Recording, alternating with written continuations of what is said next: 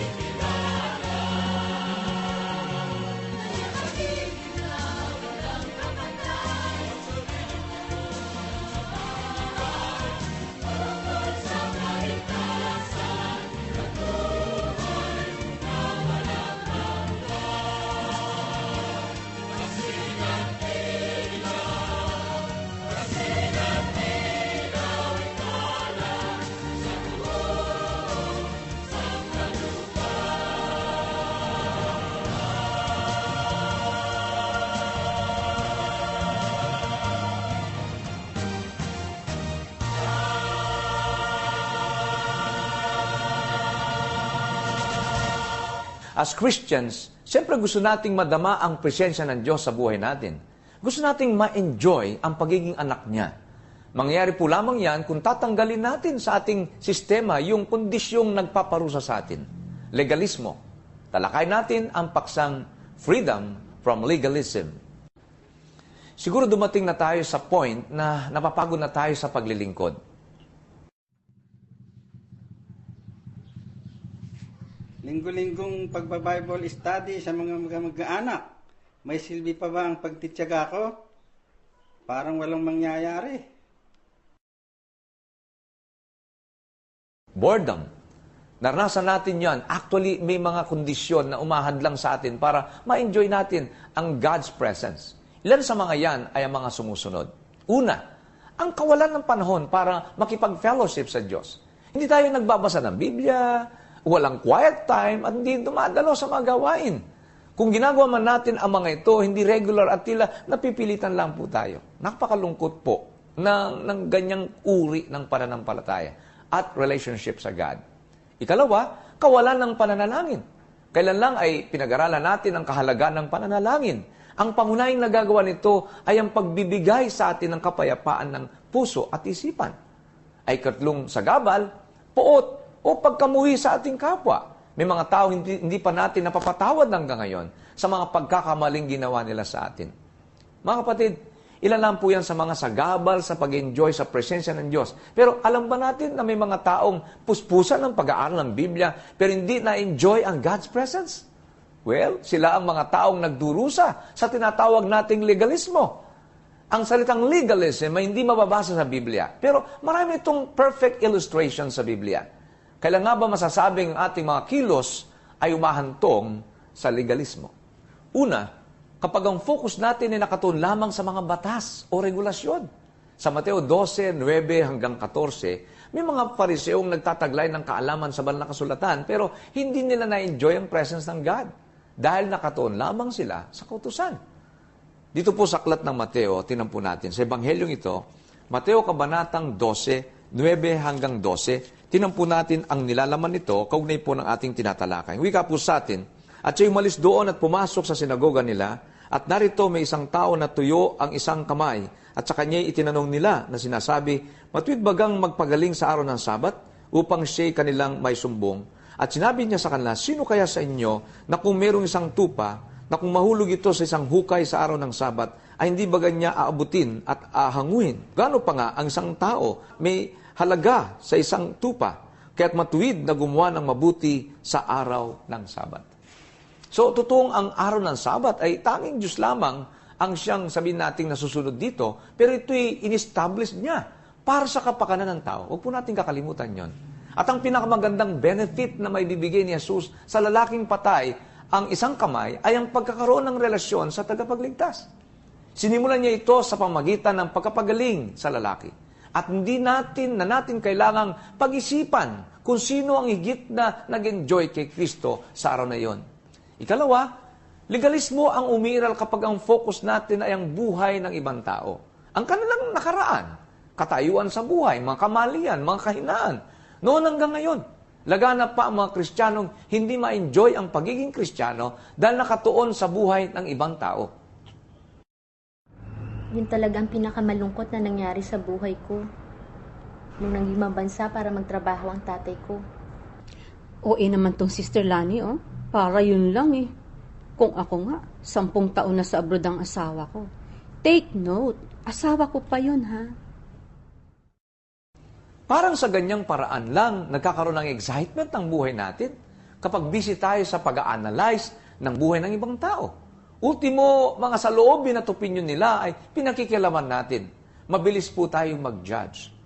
Yan po ang madalas pong binabanggit po natin sa church na kapag po ibang tao nang pinag-usapan at hindi na nakakabuti sa atin, lahat tigit sa ating kalusugan, tumataas ang dugo natin, maganda sabihin natin, let's change the topic. Pag-usapan natin ang ating mga sarili, hindi ang buhay ng may buhay. Ikatlo, legalismo ang umiiral kapag ang focus natin ay performance. Ito lamang ang nagmo-motivate sa atin para sundin ang kautusan o gumawa ng mabuti. Gusto nating magpasikat. Gusto nating masabi na tayo magaling. Gusto nating masabi na tayo masipag, dedicated. Maaga ako maglilinis sa church. Para pagdating ng mga kababaihan, wala na silang lilinisin. At para makita rin itong mga cleansing materials na binili ko. Para malaman naman nila na pinagkakagastusan ko din ang paglilinis sa church. So sa mga ganyang senaryo, umiiral po yung legalismo o legalism. Kung susuriin natin ang ating attitude bilang mga Kristiyano, tiyak na may mga panahong napapasailalim din po tayo sa legalism. Now, sana po ay sa puso natin ang mga sumusunod na katotohanan sa ating Christian life. Makakatulong ang mga ito para makalaya po tayo sa legalism. Una, tandaan natin ang Christian life ay tungkol sa malusog, matatag, at malalim na relationships, una po sa Diyos, at pangalawa sa ating kapwa. Dito tayo dapat mag-focus at hindi sa mga regulasyon at unahin natin kung ano ang ikaliligtas, ikatitibay, at ikakalago ng isang tao. Hindi yung ididiin natin ang gusto nating idiin na siyang naging dahilan kung bakit maraming nang ihinang mananampalataya sa Iglesia ng Panginoon. Ikalawa, ang Christian life natin ay tungkol sa ating sariling paglago o paglalim kay Kristo, pagtunan natin ng pansin ang sarili nating kahinaan, yung sarili nating kakulangan. Mga suliranin at pangarap, hindi yung inihimay-himay po natin ang buhay ng ibang tao. Yung sarili nating buhay, ang pakialaman po natin. Ilapit natin sa Diyos ang mga kahinaan at problema natin. Hilingin natin na sa Kanya na matupad natin ang purpose natin dito sa mundo. Hindi po yung atin laging binabanggit yung buhay ng mga ibang mga tao. Minsan ganun po kahina yung ating utak. Wala na tayong mapag-usapan, kundi kasiraan at buhay ng ibang mga tao. At dyan po ay hindi nalulugod ang ating Diyos. Ikatlo, ang Christian life natin ay tungkol sa nilalaman ng puso. Hindi sa mabubuting gawa. Kahit sino'y may abilidad na gumawa ng mabuti, hindi po ba? Pero ano ang motivation niya sa paggawa ng mabuti? Sa Isaiah po ay binibigyan po tayo ng paalala dito. Isaiah 29, ang talatan po ay 13. At maganda pong ito ay ating mabasa sa oras pong ito. Ang wika po sa atin, at sinabi ng Panginoon, yamang ang bayang ito ay lumapit sa akin, ay pinapupurihan ako ng kanyang bibig at ang kanyang mga labi. Ngunit inilayo ang kanyang puso sa akin at ang kanilang takot sa akin ay utos na mga tao na itinuro sa kanila. Nakita po yun, malapit ang bibig, malayo ang puso. Totoo po yun, pwede tayong sumamba sa Diyos. Pwede tayong tumulong sa kapwa, pero siyasatin natin ang ating puso kung bakit natin ginagawa ang mga ito. Nakatuon ang Diyos dun sa motive natin, sa purpose natin, hindi po mismo sa ginagawa natin. Kailangan po kasama ang puso sa ginagawa po natin para ito po ay maging kalugod-lugod sa Diyos. Mga kapatid, mabuti po ang lumago sa kaalaman. Pero sana bantayan natin ang ating puso para hindi tayo mauwi sa legalismo at tunay na maranasan natin ang kagalakan ng pagiging anak ng Diyos. Sana po ay maunawan natin at maranasan ang grace ng Panginoon. Yung dakilang biyaya ng Diyos na nagpapatawad at patuloy na nagpapaalala o nagpapala at gumagabay sa atin araw-araw. Sana dalhin natin ang mga natutunan natin ngayon. Hindi lamang para sa taong 2010, kundi habang tayo po ay nabubuhay sa daigdig na ito. Nawa po nakatulong pong ating paksa sa araw pong ito sa ating pong araw-araw na pamumuhay, relasyon sa Diyos at relasyon sa ating kapwa. At ngayon po ating pakinggan ang one-on-one interview ni Brother Joe kay Pastor Ferdy Escobar. Ngunit bago po yon, atin munang pakinggan ang isang napakagandang bilang mula po sa praise team.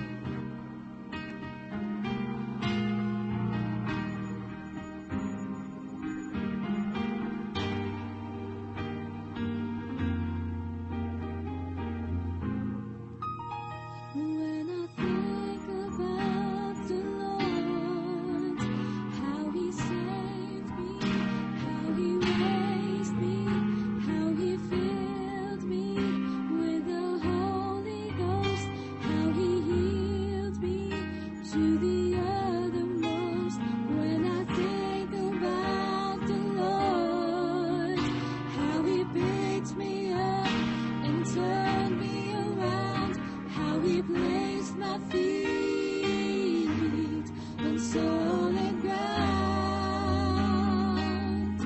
Oh, when I think about the Lord, how He saved me, how He raised me, how He filled me with the Holy Ghost, how He healed me to the uttermost. When I think about the Lord, how He picked me up and turned me around, how He placed my feet on solid ground, it makes me wanna shout, hallelujah, thank you Jesus, Lord you're worthy of all the glory and all the honor and all the praise. It makes me wanna shout, hallelujah, thank you Jesus, Lord you're worthy of all the glory and all the honor and all the praise. When I think about the Lord, how He saved me, how He raised me, how He filled me with the Holy Ghost, how He healed me to the uttermost. When I think about the Lord, how He picked me up and turned me around, how He placed my feet on solid ground, it makes me wanna shout, hallelujah, thank you Jesus, Lord you're worthy of all the glory and all the honor and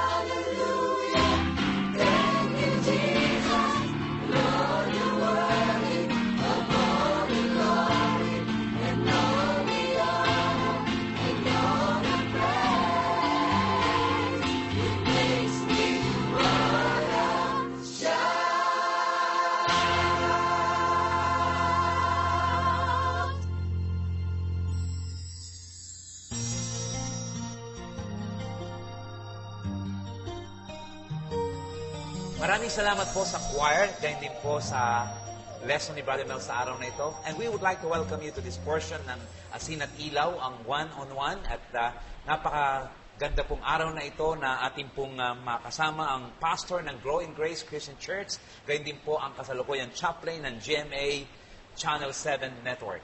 We would like to welcome sa programang ito, Pastor Purdy. Salamat po. So Purdy, napakaganda ng lesson ni Brother Mel sa araw na ito. It's all about legalism at naku, alam ko maraming makikinabang sa ating mga manonood sa araw na ito. Para po sa inyo, first of all, ano po ang legalism? Ano pong ibig sabihin ng legalism para sa inyo? Let's define it first. Ang legalism ay mga tamang aral na mali ang observance o enforcement. Oh. So maganda pala, magandang aral, pero mali lang yung pagpapatupad. Yun po, hindi, yung bang pag iniaangkop, parang hindi angkop. Pero ang aral, tama naman. Okay. So, yun po pala ang legalism, right beliefs, pero wrong application in many ways. Pero, paano po naman ito nagiging applicable sa pagdating sa ating mga beliefs about God and Christianity? Meron kasing mga turo o aral sa Biblia na merong panahon na merong sinasabi, tapos pagkaraan ng ibang panahon, kahawig na kahawig, pero parang iba ang sinasabi. So, merong iba na idinidiin nila yung nauna, merong iba ang idinidiin. Ang mahalaga unawain. Kasi bawat aral, may diwa o espiritu yan So, dapat naiintindihan yan. So, paano po ninyo malalaman, o paano ko malalaman na ang isang tao legalistic? Meron siyang meron siyang pagtupad o pagsunod na gustong gawin na wala itong parang pagpapahalaga o hindi sinasaalang-alang yung mga bagay na nasa paligid. So, yun po ang mga tao ng legalistic. Walang pagsasalang-alang sa mga bagay na nasa Opo, paligid. o para sa kanila, ganito lang, hindi pwedeng maiiba doon. Dapat, pag ganyan, ganito dapat. Merong pagkakataon, makakapag-cite tayo ng mga instance, na yun angkop. Pero meron ding pagkakataon na hindi angkop. Kaya nga, ang sabi ko, yung aral walang problema. Yung pag-aangkop nito at kung paano ito So, ino-observe. Pastor, ano po ang common legalism that exists in the church today? Can you cite some examples? Isa ito sa leadership ng simbahan. Alam natin na sa Banal na Kasulatan, meron nakasaad diyan na parang criterion. Okay. At yung criterion na yon, kapag minsan tumawid tayo ng kultura, parang hindi angkop. For example, if you are ministering sa mga minority groups, Opo. most of them nagpa-practice nung yung mga lalaki ay mahigit sa isa ang asawa. Meron kaming kaso na gano'n na yun ang pinakamasipag mag-aral ng Bible, yun ang pinakaunang lumalago. Pero? Yun, kaya 5 ang asawa nung 15. So, doon kami nag-uusap na kailangan meron tayong talagang tiga-coordinator o tiga-panguna sa area na to, na taga rito, siya ang lumalabas na pinaka-angkop. Pero may problema siya. Pero yun kasi nga ang problema. may asawa. So, So, how did you deal with the situation? dahil nga bago pa lang, binigyan namin siya ng position to organize and to coordinate until such a time na ipapaliwanag sa kanya Okay. yung mga criterion na yon na kailangan niyang i-met as a standard of Christianity. Kumbaga sa Ipaunawa sa superseding kanya. yung culture na kinalalagyan niya. But, just the same, yun nga, we are sharing Christ. We are not changing cultures, we communicate Christ in context. Kaya talaga pong may konting challenge. It's walking on thin line. Yeah. May hamon po talaga. We are transforming the culture or through Christ and in Christ sa pangalan ni Kristo. And that's correct. Hindi yung nakita mong mali agad ang practice, sasawayin mo agad. Yun, Kinakailangan may proseso. Hindi naman ibig sabihin you are compromising na Ay, okay lang, hindi 5 asawa yun. mo, okay lang. No, Hindi tama po yung pwede, sinabi nyo oo. na, okay, 5 asawa mo, but we need a leader. Sige, I will communicate to you, mali ito, pero hindi kita agad ita-transform. I will teach you, and this will be a process. And that I think that's a very good, huwag yung maging legalistic tayo Yun na. oo. Ngayon din. Parang wala nga po mangyayari. So, can you add some more example? Sa pagkain. Apo. Sa pagkain. Merong mga nagbabawa. For example, dinuguan. Merong mga tao na ayaw kainin yun dahil nga daw ito Divided ay binabawan. countries dyan talaga. Talagang hati. Apo. Siguro ako hindi pa pinanganganak, pinagtatalunan na yan. Palagi ko matagal na rin akong mawala rito pagtatalunan pa din. Ang maganda po niyan, 50 years na tinatanong na yan sa lahat ng mga tagapangaral. Masama po bang kumain ng ganyan? Anyway, sige po. Ano po ang inyong problema? Ano nakikita doon? Ang How does it separate? How does it divide the church?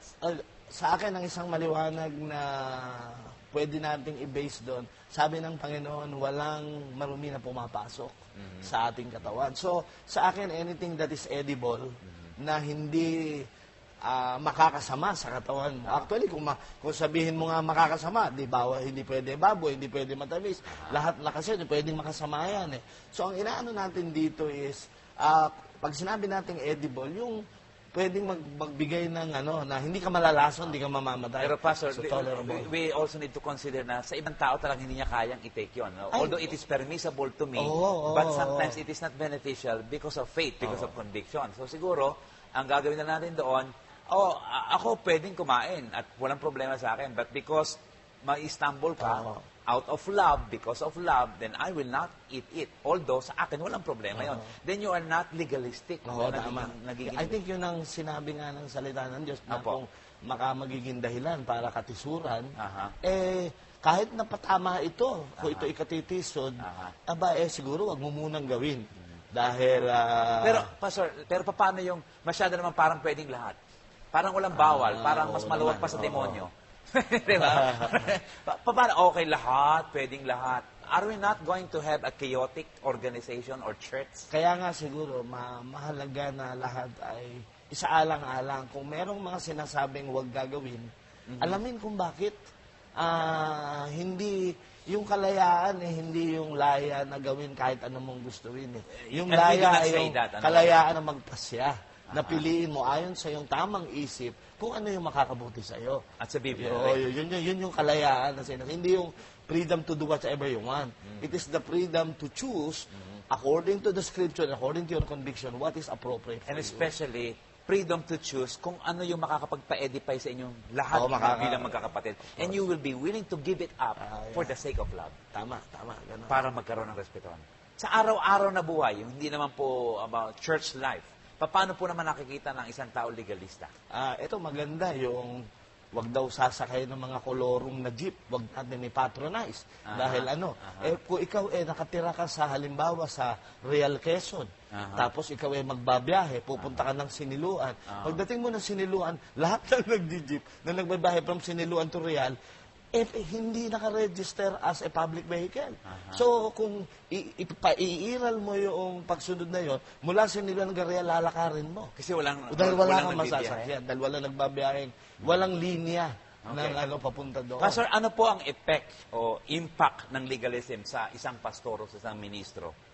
Isa-isahin po natin sa isang ministro, sa isang tao, sa isang iglesia. Ano po ang impact or effect ng legalism? Sa isang ministro, para kang magdo-double standard. May tendency maging ganon. Kasi, maaring kapag gusto mong ipilit ang isang aral na dapat ganito, for a certain time, hang-on mo yon. Pero, dadating at sitwasyon na yun, baka hindi... Magbabago ka Ibig rin. sabihin, that's the soundness of a teaching and a principle. Na even if you exaggerate it, it will hold on. Pero merong iba na hindi. Pagka dumating yung sitwasyon, it has to bend. Wala na. Paano na yung pamantayan na sineset up natin? So, ibig sabihin, minsan, huwag tayo masyadong maging legalista kasi nagbabago din naman. Maaaring kung hindi man tayo, magbabago din ang panahon at mababago din yung pananaw natin. Sa akin, ang mahalaga, hindi yung wag mong tignan yung dapat ginagawa. Lagi mong iisipin na kaya sinabi na ito ang gawin, merong pangyayaring naganap. So, lagi mong isasaalang-alang ang pangyayari, yung mga kasalukuyang sitwasyon ng tao, bago natin sabihin na ito ang dapat niyang gawin. Dapat ilalapat sa konteksto ng kanyang pagiging buhay. So, ano po ang epekto sa buong iglesia? Ano ang epekto po ng legalism sa buong iglesia? Nagiging masaya po ba ang mga miyembro ng iglesia? O nagiging malulungkutin? Ano po ang epekto ng legalism sa iglesia? Well, pwedeng magdala ng kalituhan sa iba. Okay. Pwede rin magdala ng pagkakabahabahagi. Correct. Dahil Opo. merong iba maaaring sumasang-ayon sa isang paraan na medyo rigid. Correct. Meron namang iba na konting liberality ang gusto nila. So, alam nyo, sa totoo lang, It will bring confusion. dahil, kaya Division. nga sa atin, nang isulat ang konstitusyon, naglagay ng susog na ito'y pwedeng baguhin. Kasi talaga kahit ano gawin mong isip, meron kang parang sabihin mong pamantayan, Dapat baguhin. na isang araw, baka maging hindi na Okay. angkop. So, paano po maliliberate ang isang tao, o ang isang tagapangaral, o ministro, o pastor, o ang isang iglesia sa legalism? Pagka may aral kang tinanggap, huwag mo lang isipin kung ano yon, kundi kaya intindihin mo, or kapag merong utos ka na tinanggap, huwag mong basta tanggapin yung utos sa sitis. Kailangan alamin mo yung diwa nun. Bakit nagkaroon ng ganong utos? Bakit nagkaroon ng ganong tagubilin? Bakit pinasusunod sa ganon? Ang matamang pangunawa sa kadahilanan ng pagkakaroon ng utos ay magbibigay sa iyo ng mas malawak na pangintindi na later on, baka yung utos na sinasabing dapat gawin ng ganong sitwasyon, hindi na yun ang angkop, meron ng iba. Last one question. Ano po? If you could give one advice tungkol po sa legalism, what would it be? Well, pagdating doon sa mga aral na talagang medyo naaabuso o na-observe o na-enforce ng mali, ang payo ko kailangan nating balikan talaga yung dahilan kung bakit nag-exist yung utos at yung aral na yon. Bakit merong binawal na pagkain? Bakit mayroong tagubilin sa uri ng pananamit? Balikan natin yung pinagmulan. At unawain natin ang naging dahilan kung bakit yung utos na yon ay binigay. Kung yun ay angkop hanggang ngayon, abay, dapat sundin. Pero kung ito ay kailangan nating iangkop ng mas mainam, bakit hindi natin gawin iangkop ng mas mainam? Maraming salamat, Pastor Ferdy, sa iyong pinagi sa araw na ito. At umaasa po kami na yung mga tao na parang may tendency po na maging legalistic, ay we will be set free by our, sabi nga po, yung pagrespeto natin sa ating kapwa, sa pananaw nila, sa konteksto nila, at yung ating mas malalimang pag-aaral ng salita ng Diyos. Upang, kung magagayon po, wag naman tayo masyadong maging rigid, sabi nga po ni Pastor Ferdy, wag tayong maging legalistic. Tayo po mismo, gumalang sa pananaw ng ibang tao, tayo po mismo, patuloy pa rin mag-aral, at baka tayo dalhin po ng Diyos sa tinatawag nating maturing stage ng ating pananampalataya. Muli po, maraming salamat sa inyong patuloy na panonood sa segment na ito ng Asin at Ilaw. Muli maraming salamat, Brother Joe, at yan din po, siyempre, sa atin pong nakapanayam sa araw na ito, si Pastor Ferdy Escobar, at tama rin po na masabi po natin talagang ang bawat tao may sariling kanyang kaisipan at opinyon. Dapat po talagang igalang natin. Kung namamali po sa tingin natin, ang kailangan natin gawin ay manalangin po tayo sa Diyos sa katutuwid ng ating mga kaisipan. Purihin po ang ating Panginoon. At ganun din po, nagpapasalamat tayo sa inspiring number po na ibinahagi po ng praise team sa araw pong ito. At pansamantala, mga kaibigan, mga kapatid, tayo po'y nagpapaalam upang sa susunod pong linggo, patuloy nating talakayin ang mga salita ng Diyos, pag-aralan, dito lamang po sa Asin at Ilaw.